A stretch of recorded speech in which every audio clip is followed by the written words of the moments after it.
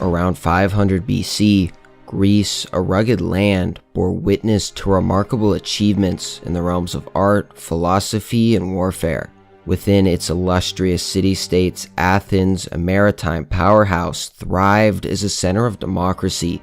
In contrast, Sparta, renowned for its formidable military, embodied a deeply militaristic society. In 480 BC, these two city-states formed a formidable alliance to withstand the mighty Persian Empire's invasion.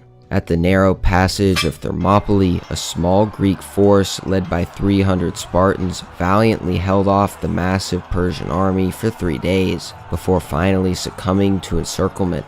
Later, in the Straits of Salamis, the Greek navy achieved a decisive victory over the Persian fleet. The subsequent year witnessed the Greeks securing a pivotal land victory over the Persians at Plytella, forcing the invaders to abandon their campaign. The ensuing 5 decades marked the golden age of classical Greece. However, mounting tensions between Athens and Sparta, along with their respective allies, ultimately ignited a prolonged conflict, plunging the Greek world into decades of devastating warfare. These intra-Greek conflicts endured for nearly a century, leaving the city-states depleted and vulnerable to the rise of a new power to the north. For centuries, the cultured Greeks had long considered the mountainous kingdom of Macedonia as a distant and uncultured realm, barely qualifying as Greek. Yet under the rule of King Philip II, Macedonia underwent a remarkable transformation into a formidable military force. In 338 BC, at the Battle of Chaeronea, Philip's army decisively defeated the combined forces of Thebes and Athens. Through a combination of alliances and conquests, Philip had already gained control over most of his neighboring regions. Following this triumph, he unified all of Greece except Sparta into a coalition known as the Hellenic League, with Philip as its supreme commander. Philip then embarked on ambitious plans for a pan-Hellenic campaign against the weakened Persian Empire. But tragically, on the eve of launching his grand campaign, Philip fell victim to assassination at the hands of his own bodyguard. His successor would be his son, Alexander III, who was only 20 years of age, being born in Pella, the capital of the Kingdom of Macedon, in 356 BC. He was born to Philip's fourth wife, Olympias. In his early years, Alexander was taught by the strict Leonidas, relative of his mother. Alexander was raised in the manner of noble Macedonian youths, learning to read, play the lyre, ride, fight, and hunt. When Alexander was 13, Philip began to search for a tutor. He would choose Aristotle and provided the Temple of Nymphis as a classroom. Nymphis was like a boarding school for Alexander and the children of Macedonian nobles. Many of these students would become his friends and future generals. Aristotle taught Alexander and his companions about medicine, philosophy, morals, religion, logic, and art. During his youth, Alexander was also acquainted with Persian exiles at the Macedonian court who received the protection of Philip II as they opposed the Persian king Artaxerxes. Alexander's early reign focused on consolidating his power. He executed potential rivals such as his cousin and 2 Macedonian princes involved in his father's assassination.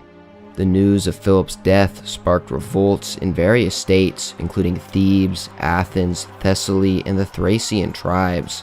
Alexander responded swiftly, amassing troops and subduing Thessaly. He continued south, where he was recognized as the leader of the Hellenic League and received the title of hegemon in Corinth. Alexander would then march north, securing his northern borders by suppressing revolts in Thrace and Illyria, before once again marching south to quell another rebellion in Thebes and Athens. Alexander, upon reaching Thebes, would defeat the garrison and raze the city to the ground, which intimidated Athens into surrender and brought temporary peace to Greece.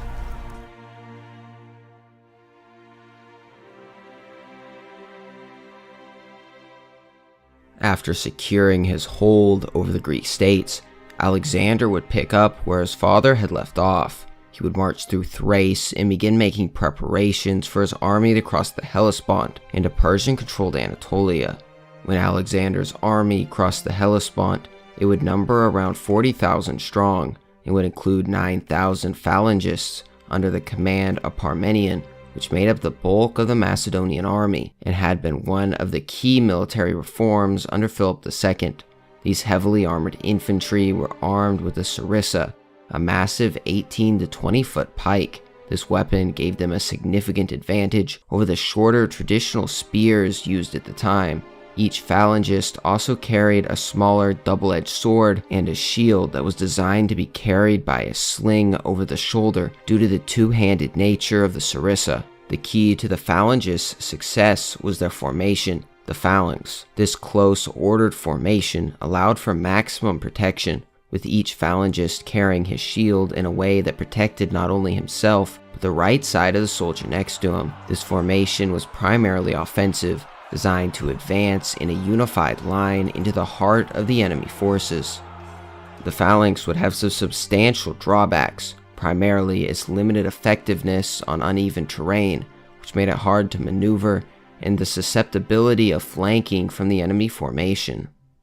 So to counter these weaknesses, the Greeks would place Hypaspis on the right of the phalangists, under the command of Parmenion's son, Nicanor.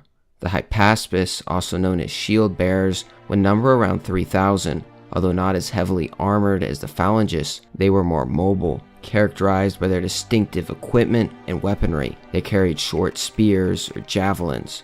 Their primary role was to provide support to the phalangists and to engage in close quarters combat when necessary. Behind the phalanx was positioned around 12,000 Greek and mercenary hoplites taken from across Greece. Their name came from the hoplon, a large round shield that provided essential protection on the battlefield. The hoplites were generally heavily armored and carried an 8-foot-long thrusting spear. The hoplites would also fight in the phalanx. Although not as effective as the Macedonian phalangites, they were well trained and armored for the time. The Agriones would make up the army's elite skirmishers. They were excellent javelin throwers from what's now southern Bulgaria. The army would also include other skirmishers from Thrace and Illyria, armed with javelins, slings, and bows. On both the right and left flanks were positioned cavalry. The cavalry would be utilized as the army's main shock troops, designed to make the decisive breakthrough of the enemy lines. There were two main divisions of cavalry, the companion and the prodromi. The latter was the more flexible and versatile Balkan cavalry, which was used primarily as scouts. The companion cavalry was the more important division, and was commanded at first by Philotas. They were divided into 8 squadrons, each man carrying a 9-foot lance but wore little armor. Of course, the most important of these squadrons was that of Alexander. Alexander and his royal companions always fought on the right, while Callas commanded the Thessalian cavalry on the left flank. The tactics remained simple. The Macedonian phalanx would hit the center of the opposing army, while the cavalry would attack and punch holes on the flanks. The army was designed to attack, and when used correctly became a formidable fighting force. While well-trained soldiers are always essential for success, the army's leadership was remarkable. Besides Alexander, the force across the Hellespont had many capable officers that would ultimately lead Alexander's army to the edge of the known world.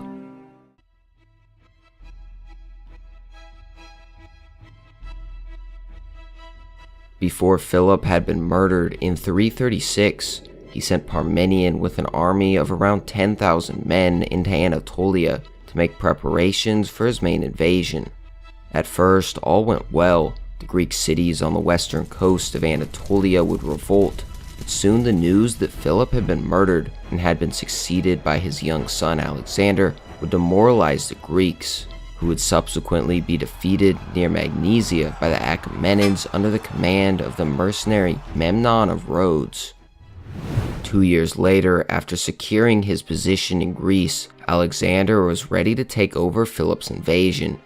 He marched his army to the Hellespont in early spring 334 BC, where he would make preparations to land in Anatolia 20 days later. Darius would have been informed about Alexander's movements for some time, maybe as early as the invasion force had left Macedon. This did not alarm the great king, who left the defense of Asia Minor to his local satraps. Since Persian satraps were provincial governors in Achaemenid Persia, they were appointed by the king and had authority over taxation, justice, security, and military affairs in their region. The Persian satraps and commanders in Anatolia would raise their army and encamp near Zelia. The army was most likely led by Arcides, the local satrap. The army also contained the satrap of Lydia, Ionia, and Cilicia, along with several other commanders. A council was held by the Persians to discuss the state of affairs, which would result in the Persian army taking up position on the eastern bank of the Granicus River, where they waited for Alexander's attack.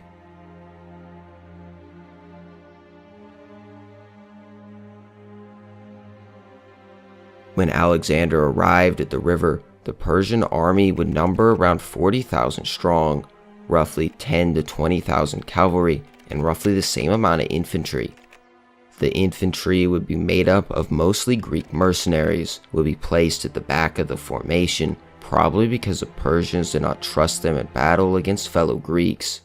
This is probably why the Persian force chose to defend a river crossing, and why the Persians stationed their cavalry in front along the bank of the Granicus. After both armies finished their deployment, there was a moment of silence. Alexander then ordered Amyntas with a squadron of companion cavalry to charge the Persian left flank, followed by the Paeonian cavalry, the prodromi, and an infantry unit. The Persians would answer the charge by launching a volley of javelins. Amyntas's force was at a disadvantage as they were severely outnumbered, and the Persians were defending higher ground at the top of the bank. The Macedonians suffered losses and were forced to retreat back towards Alexander, who was now advancing with the remainder of the right wing and the infantry. Whether the attack led by Amyntas was a failure or simply just a ruse, it drew the Persian cavalry out of formation as they pursued the retreating force of Amyntas into the riverbed. The disruption of the Persian formation made them vulnerable to a second attack, which, after being joined by Amyntas's force, slammed into the Persian force. Alexander and his men engaged the Persians and their leaders in a hard-fought battle. During the battle, Alexander was struck in the head by Rhoesaces, but the helmet protected him, and Alexander cut him down by thrusting him in the chest with his lance. From behind, Spithridites raised his sword to attack Alexander, but Clitus the Black anticipated this blow and cut off his arm, sword and all. The Macedonian cavalry eventually got the upper hand and established a foothold on the riverbank, allowing the infantry to reinforce Alexander's cavalry. At this point in the battle, the Macedonian cavalry and the light infantry were interspread. Together they forced back the Persian cavalry. This began on the Persian left flank where Alexander was fighting. Then the center was broken and the Persian cavalry on both wings fled. Alexander did not pursue them far, but turned his attention to the Greek mercenaries, who had mostly remained inactive at their original position. The mercenaries, surprised by the turn of events, were quickly attacked by both the foot companions from the front and the cavalry from all other directions. They were soon surrounded and massacred, and only a few were able to escape. For the Macedonians, Arrian gives losses of 25 companion cavalry in the preliminary attack, and 60 from the rest of the battle, and 30 foot soldiers lost, a total of 115 killed. For the Persians, estimates are around 1,000 cavalry and 2,000 to 3,000 infantry were killed, while 2,000 Greek mercenaries were taken prisoner and sent back to Greece as slaves. The battle would also claim the lives of many Persian leaders, giving the total Persian losses around 5,000. After the defeat, the province of Dascilium was evacuated by its Persian garrisons and would be occupied by Parmenion. Alexander would send troops to the many cities that were still under Persian control, which would mostly surrender without a fight.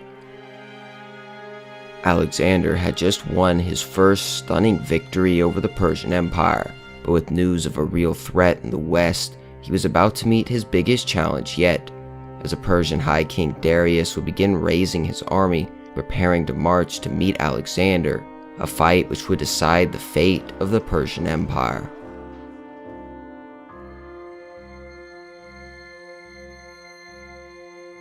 Thank you everybody for watching. Please leave a comment letting me know your thoughts, and consider liking and subscribing, as it truly helps me make a better video for everybody. And as always, thank you for watching The Knowledge Show.